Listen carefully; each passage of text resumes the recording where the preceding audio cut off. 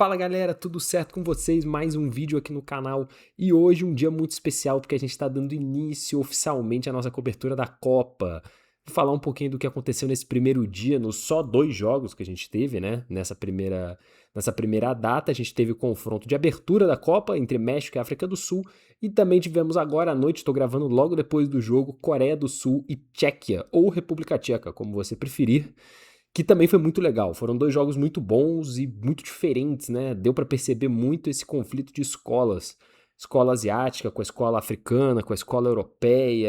É muito interessante ver os diferentes futebols que são jogados pelo mundo e que no fundo a gente só observa na Copa do Mundo, né? E agora talvez naquela Copa do Mundo de clubes também dá para ver um pouco disso.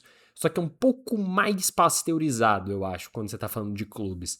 Seleção é mais dinâmica, esse tipo de relação entre escola continental ou em partes do continente, né? Dá pra ver bem, mas eu vou entrar nesse mérito quando a gente for falar dos jogos.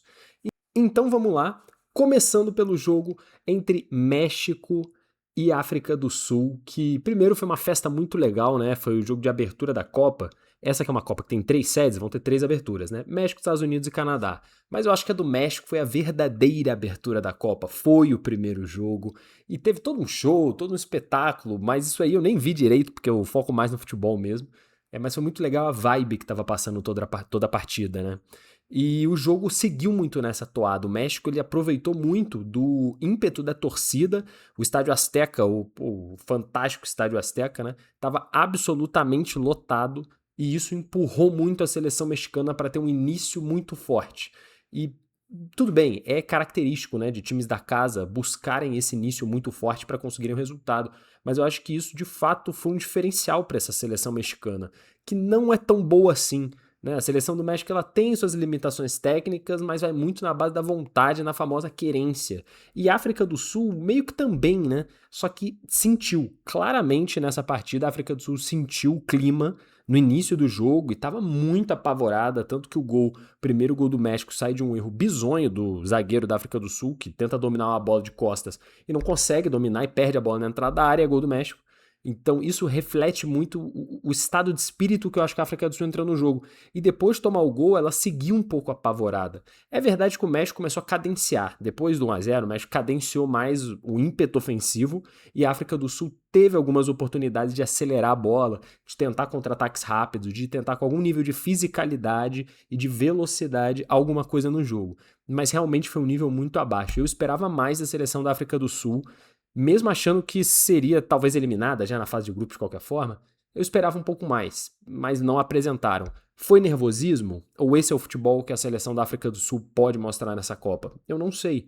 A segunda partida, que é contra a República Tcheca, ela vai ditar muito do que é a África do Sul, né? Se era aquilo mesmo ou se sentiu um pouco também essa estreia e pode apresentar coisas melhores. Já o México fez uma partida boa, né? Foi empurrado pela torcida, mas mostrou muita competência no que fazia. Também é verdade que erra, né? Tem jeito. Faltou refino. Hoje não foi um dia de muito refino técnico, de refino futebolístico. Foi muito mais da parte de entrega, de fato. E o México é isso aí, sempre foi, né? Ele nunca foi uma seleção tão refinada, característico também. Então foi uma excelente estreia para o México, que já parte na frente. Ainda vai ter mais um jogo no Azteca, se eu não me engano, que é a terceira partida da fase de grupos.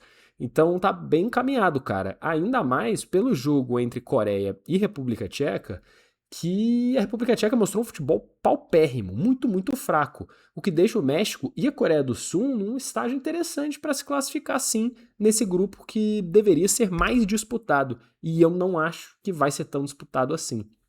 E aí já entrando na nossa segunda partida do dia, né? Que aqui são análises rápidas. Esses vídeos, até fazendo um comentário, eu vou buscar fazer esses vídeos diariamente. Todo dia eu vou gravar esse vídeo rápido falando como é que foram os jogos do dia, né? É bem verdade que nem sempre eu vou conseguir ver todos os jogos e também talvez tenha alguns dias que eu não consiga gravar esse vídeo, mas eu vou tentar fazer isso todo dia. Então um vídeo bem rapidinho, menos de 10 minutos. Então já vamos para o segundo jogo. No segundo jogo, que acabou agora há pouco entre Coreia do Sul e República Tcheca, eu achei um jogo mais interessante, em alguns sentidos, né? Primeiro porque tiveram 2 períodos, o primeiro e o segundo tempo, muito diferentes entre si, muito diferentes, e também deu para perceber 2 estilos de jogo muito distantes um contra o outro. E não tem um certo e errado no futebol, né?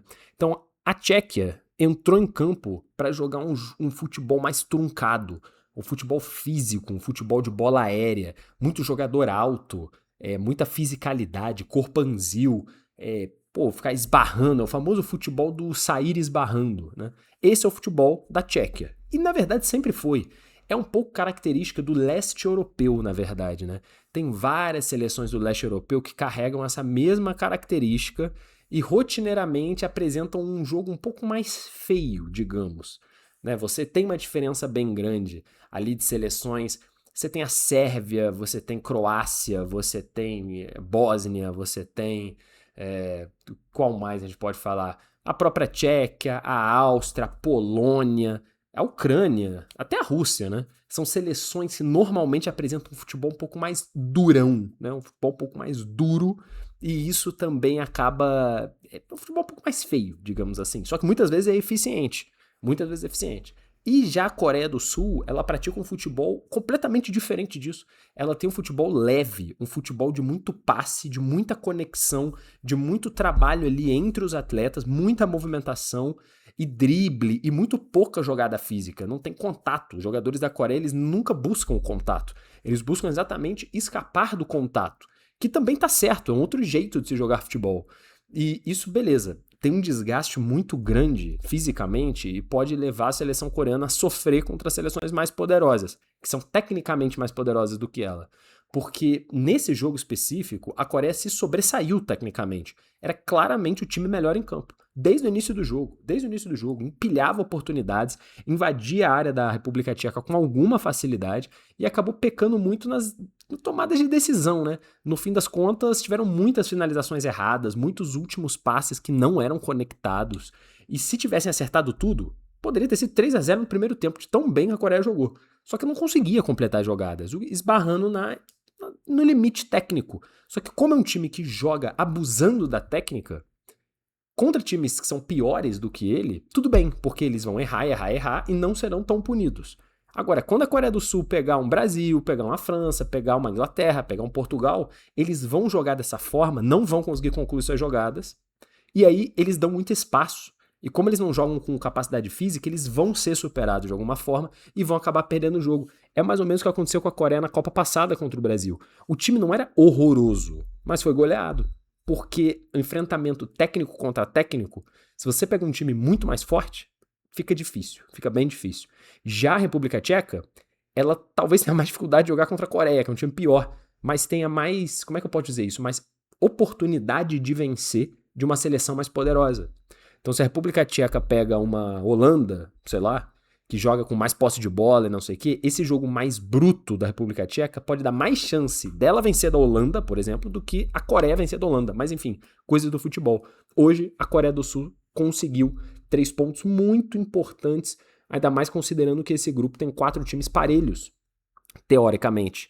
E já na próxima rodada, as coisas já podem acabar se decidindo. A gente vai ter uma Coreia do Sul e México. Vai que a Coreia do Sul ganha do México. Aí, meu amigo, já garantiu a vaga na próxima fase da Copa. Então, assim, 2 jogos muito interessantes que mostraram escolas de futebol diferentes, jeitos de jogar futebol diferentes e uma superioridade bem clara, na minha opinião, de México e Coreia do Sul diante dos outros 2 da República Tcheca e da África do Sul nesse grupo A. E essa é a análise básica dos jogos. Obviamente, a gente também tem que trazer aqui o Wilton Pereira Sampaio, que fez uma partida brilhante representando o Brasil na estreia da Copa do Mundo e aplicou 3 cartões vermelhos na mesma partida. Esse vídeo vai ficar mais longo do que 10 minutos, né? Porque eu vou ter que entrar nesse mérito. Só pra falar desses 3 vermelhos. Ele foi muito bem na partida, tá? De maneira geral. O primeiro vermelho, pra mim, é claro, porque o jogador da África do Sul atropela, né? O atacante do México que sai na cara do gol, fora da área. Então é falta e cartão vermelho, não tenho dúvidas. O segundo cartão vermelho, que também foi para a África do Sul, eu também não acho polêmico, porque de fato o cara se perdeu ali e solta a mão, né? Ele dá realmente com a mão na cara do jogador mexicano, e isso é uma agressão e ele foi expulso corretamente. E o terceiro cartão vermelho, que foi para o jogador do México, esse tem mais discussão, porque o Wilton aplicou a regra do jogador tá indo, da clara e manifesta situação de gol, né? Do jogador tá indo em direção ao gol sem cobertura. É duvidoso se de fato era isso. Por quê? ele joga a bola mais para a linha de fundo do que para o gol, então você pode argumentar que ele não estava indo em direção ao gol e sim à linha de fundo, mas enfim, e também estavam fechando a área. Então, de alguma forma, tinha cobertura. Eu tenho certeza que alguns árbitros dariam cartão amarelo, mas foi uma falta muito dura também, né? E claramente para parar a jogada. É o famoso cartão laranja. O vermelho não é um absurdo, não, mas o Wilton foi rigoroso. E eu vi um dado, eu posso estar enganado aqui porque eu não conferi, beleza? Só que eu acho que na Copa do Mundo passada tiveram 4 cartões vermelhos. E nessa, no primeiro jogo, Sir Wilton Pereira Sampaio já deu 3 cartões vermelhos no espetáculo. É isso que a gente espera dele, que é mais isso aí, porra. E aí fechou a nossa análise. Os 2 jogos e a nossa participação exuberante de Wilton Pereira Sampaio. Espero que vocês tenham gostado desse vídeo. Eu tô num cenário realmente um pouco diferente, porque eu não estou gravando isso aqui de casa, mas mesmo assim eu vou manter os vídeos indo para o canal da melhor forma que eu puder. Espero que vocês tenham gostado. Nos vemos amanhã e até a próxima.